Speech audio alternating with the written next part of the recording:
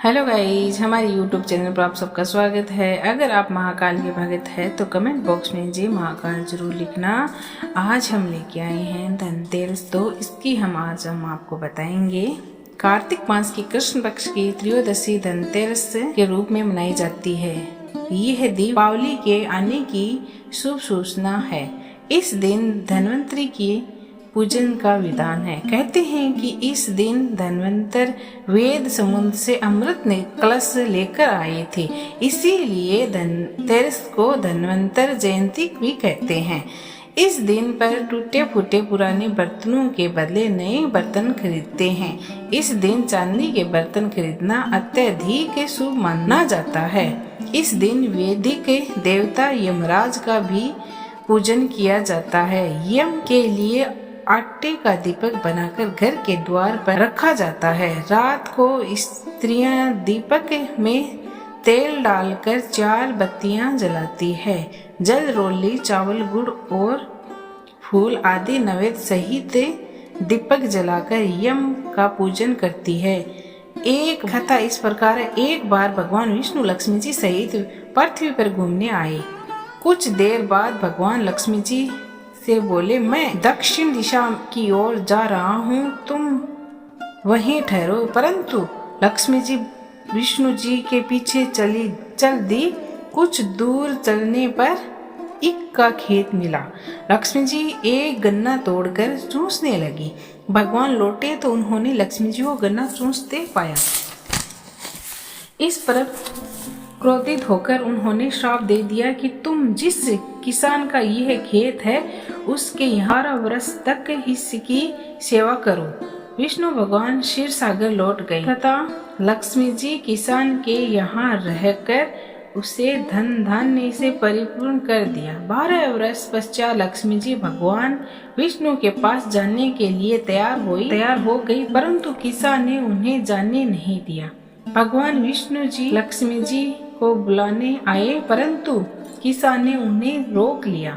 तब विष्णु भगवान बोले, तुम परिवार सहित गंगा स्नान करने जाओ और इस कौड़ियों को भी गंगा जल में डाल देना, तब तक मैं यहीं रहूंगा। किसान ने ऐसा ही किया।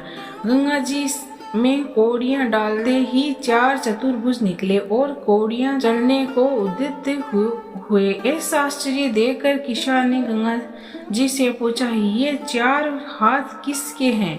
गंगा जी ने किसान को बताया कि ये 4 हाथ मेरे ही थे। तुमने जो मुझे कौड़ियां भेंट की है वे तुम्हें किसान किसने दी थी? किसान बोला, मेरे घर में एक स्त्री पुरुष आए हैं, वे लक्ष्मी जी और विष्णु भगवान हैं। लक्ष्मी जी को मत जाने देना, नहीं तो पुण्य निर्धन हो जाएगा। किसान ने घर लौटने पर लक्ष्मी जी को नहीं जाने दिया। तब भगवान ने किसान को समझाया कि मेरे श्राप के कारण लक्ष्मी जी तुम्हारे यहाँ 12 वर्ष तक तुम्हारी सेवा कर रही है। फिर लक्ष्मी जी चंचल है, इन्हें बड़े बड़े नहीं रोक सकते, तुम हट मत करो। फिर लक्ष्मी जी बोली, हे किसान, यदि तुम मुझे रोकना चाहते हो तो कल धनतेरस है, तुम अपना घर स्वच्छ रखना। रात्रि में ही घी का दीपक जलाकर रखना, मैं तुम्हारे घर आऊंगी। तुम उस वक्त मेरी पूजा करना, परंतु मैं आदर्श से रहूंगी। किसान ने लक्ष्मी जी की बात मान ली और लक्ष्मी जी द्वार बताई विधि से पूजा की। उसका घर धन धान्य से भर गया।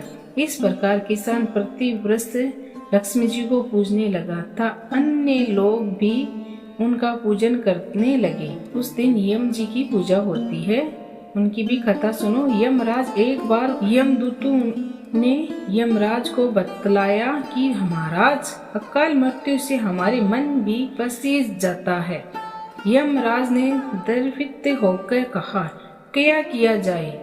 विधि के विधान की मर्यादा हेतु हमें ऐसा अप्रिय कार्य करना पड़ता है। यमराज ने अकाल मृत्यु से बचने का उपाय बताते हुए कहा, धनतेरस के पूजन एवं दीपदान को विधि पूर्वक अर्पण करने से अकाल मृत्यु से छुटकारा मिल सकता है। जहाँ जिस घर में यह पूजन होता है वहाँ अकाल मृत्यु का भय नहीं हो रहता है। इसी घटना से धनतेरस के दिन धन्वंतर पूजन सहित यमराज को दीपदान की प्रथा का प्रचलन हुआ।